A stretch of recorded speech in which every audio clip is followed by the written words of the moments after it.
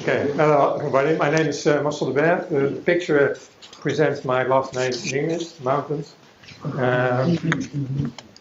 What I'm going to talk about is, let's see how AI, data stacks link flow, can solve this problem. And also let's see if this flipboard indeed, what it says, the best ideas are just a flip away, if that's correct, yes or no.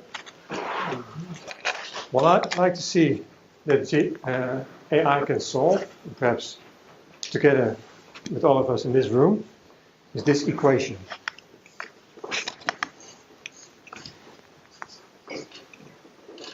One minus zero.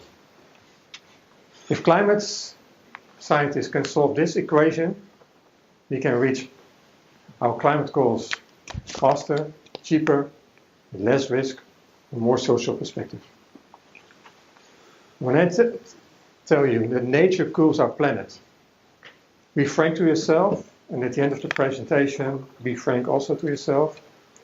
What are you thinking about when I say nature cools our planet? Most likely, it's 2 letters and 1 number. But at the end of this presentation, most likely one of those letters is the wrong letter in your answer. And also the order of the letters is also wrong. What I'm trying to do with data stacks link flow is to build a knowledge platform where we show that the world is not, that the sun is not turning around Earth, but Earth is turning around the sun. And we have done a lot of research on one single topic, and this on page 150 of the IPCC report, there's one big unknown in climate. Page 150 are clouds having a positive or a negative feedback loop on the temperature of Earth. What we have shown, we have done a meta-study across 14 different scientific domain fields, that clouds have a cooling role on our Earth's temperature. But Earth has 2 air conditioning systems that creates clouds. One is a passive air conditioning system, where the sun evaporates water from the ocean, the water vapor goes up, and also water needs always have a surface area to reconnect to form a water droplet. So when you're sitting on in the sun, on the terrace in the summer, you put a glass of beer in the glass, you get condensation at the outside. So water vapor always needs to have a surface area. Above the ocean, there are tiny salt crystals. And the water vapor can connect to, form a tiny droplet, forming clouds. And clouds reflect sunlight and cools Earth. But there is also another part of Earth's air conditioning system, and that's an active one. Evaporation of the sun is passive. There's an active air conditioning system, and that's are the trees and the plants. And the trees and the plants work in the same way as our body works. So if I'm having a cold, I put on a blanket or sit in front of a stove and I get it warm. And so that my energy balance system consists of warming elements, but when I think my body becomes too warm and I'm doing exercise, I'm going to transpire. I'm going to evapotranspire energy out of my body. Yeah? And if it's too warm in the summer, I'm going to sit in the shade. That's the cooling part. The warming minus the cooling is the temperature of Earth. So let's say we start 1 minus 1 is 0. So I can increase the temperature by increasing the warming part. So 2 minus 1 is plus 1. Well, what happens if I decrease the cooling capacity of my body or of the planet? Then I get 1 minus 0. What's the outcome of that? Perhaps it's also plus 1. Water is a big part of life on Earth. And we are living on a blue planet. It's a water planet. But people, I think you all learn at high school the secret of life. The secret formula of life. And that is 6 molecules H2O, water, 6 molecules of carbon dioxide, a little bit of sunlight, photosynthesis, is 1 glucose molecule plus 6 molecules of oxygen. What you didn't been taught in high school is that for a plant or a tree, especially trees, for harvesting 1 molecule of carbon dioxide, it at least evapotranspires 100 molecules of water vapor. That's a huge amount of energy. If you now, the Brazilian rainforest is in the sun, and evapotranspire in 1 hour the same amount of energy as we in the Netherlands use for a full year. When you bring that back to 1 second, 15 nuclear atomic bombs the size of Hiroshima goes up into the air in the Brazilian rainforest. But above the Brazilian rainforest, all those water molecules are not being reconnected to salt crystals, but they're reconnected by tiny dust particles. It's called cloud condensation nuclei, are formed by organic aerosols. And those tiny organic aerosols are being produced by life in the soil.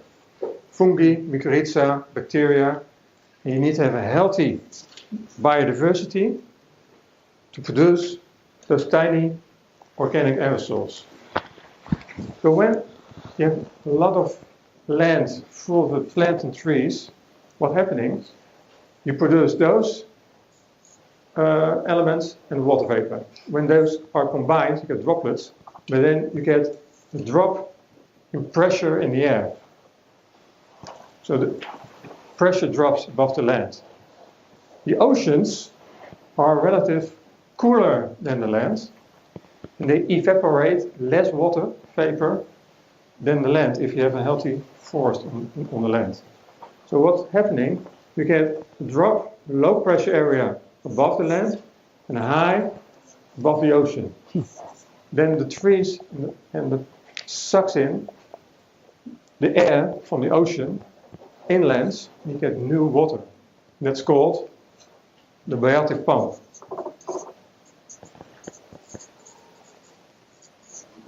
So if you cut down the forest, you lose the biotic pump, don't get any water, new water from the ocean inside. The plants and trees are also lost. You cannot evaporate. You don't have the organic particles.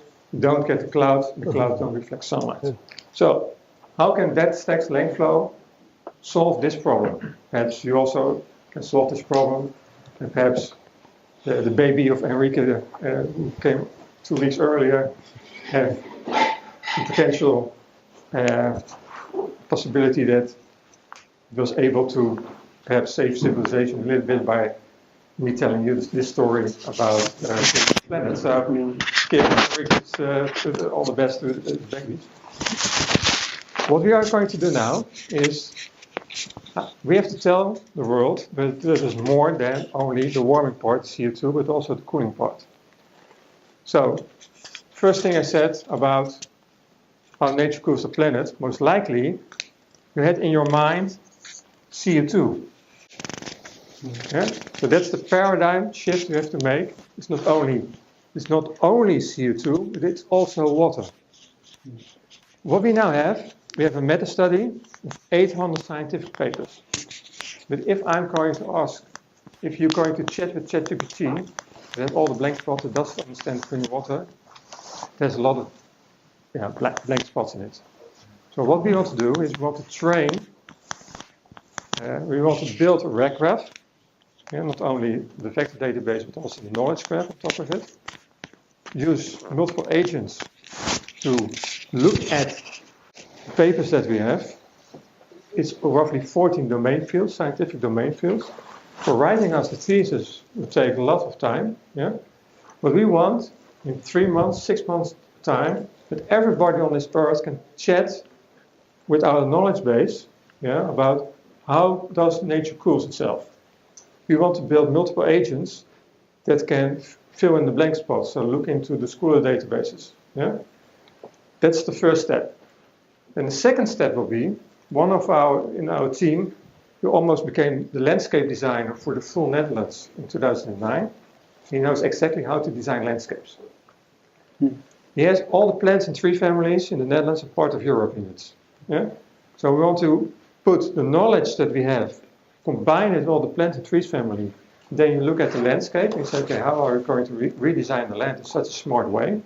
So we're going to build a kind of neural network. On top of that, we make a SimCity 4.0, where you can do a management simulation. Yeah? Then you can say, okay, this is the piece of land. This is what we need to redesign. How are we going to do that in an economically viable way, etc. Yeah?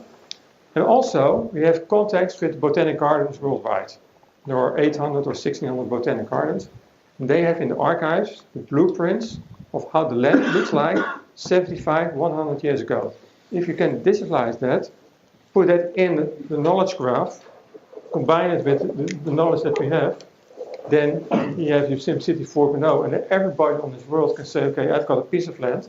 What are the design principles that we need? How are we going to redesign the land? Yeah? And do that. And then at the end, our idea is that you use Unreal Engine from NVIDIA, for example, to make a satellite image of the land. You make the management game simulation. You see how the land will evolve. But also when you look into the land, you not only have a ChatGPT that has a 20/20 vision. So yeah, I thought first of using a LoRa, a low-ranking adapting algorithm. But then I'm using now a RegGraph. So first, AI has to see 2020, but then also when you put on your augmented glasses of Apple, and you walk into the land, you see augmented reality, and you see how the land would look like in 5, 10, 15, 20 years' time, how we can redesign the land in a proper way, etc. So that's the challenge of Greenwater Cools. Yeah? We want to use DataStax Langflow for enhancing our knowledge database using the agent with Langflow. And the second step will be that we use all the knowledge that we have of the plant and tree families inside it, combine it with the data, the satellite data, that we can use the land, build a neural network with a management simulation. And then hopefully 1 year's time, 2 years' time, everybody on the world can start playing with EarthSim 4.0.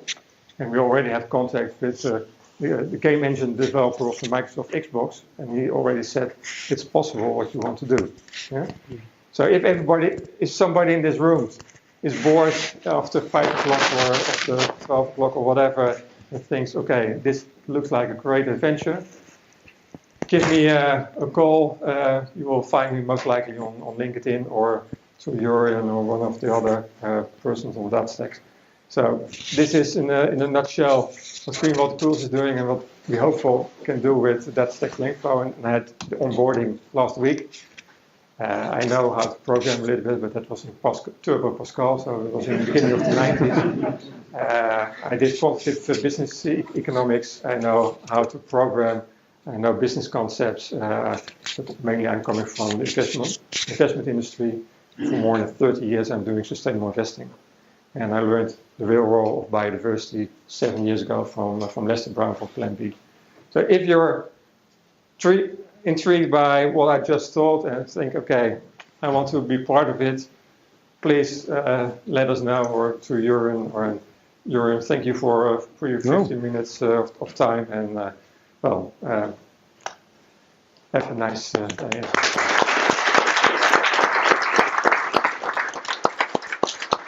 Any questions? I think that I've seen this work multiple times. You know, the for the good kind of companies or stichtingen, as they are called in the Netherlands. If there's people that want to contribute, we certainly want to do that from a DataStax perspective. So let's have that conversation how we can help facilitate in this research and make that available. It's something that probably everybody that has kids is worried about. How do we keep planet Earth sustainable for people after us, right? So the kids and the grandkids and the kids after the grandkids, so that they also can live and do on this planet what they want to do. Thanks. I've learned something at least. So going.